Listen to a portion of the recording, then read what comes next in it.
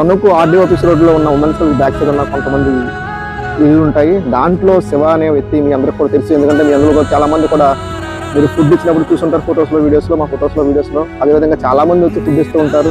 కానీ ప్రస్తుతానికి శివ పరిస్థితి చాలా దారుణమైన పరిస్థితిలో ఉన్నాడు. ఆరోగ్యం బాగాలేదు. పిల్లలు చెత్త ఏరుకుంటూ కాంతి ఏరుకుంటూ వచ్చి అమ్ముతున్నాయి. ఆ డబ్బులతో టాబ్లెట్ కట్టేసుకుంటారు. ఇవన్నీ గుండ్లన్నీ తినేసినాయి అన్నారండి. దానికి టాబ్లెట్లు అయ్యి ఒక 10,000 దాకా అవుతాయి అన్నారు. క్యాంటీన్లు అయ్యి తీసుకున్నాయి. మళ్ళీ నువ్వు ఈ మందులన్నీ ఆడేసాగా మళ్ళీ తీసుకురమ్మన్నారు. మళ్ళీ ఆటలకు కూడా ఖర్చు అవుతుందని అంటున్నారండి. తీసుకొస్తానని ఒక 20 రోజులు టైం వేసారండి. 20 రోజుల్లో తీసుకురమ్మన్నారు.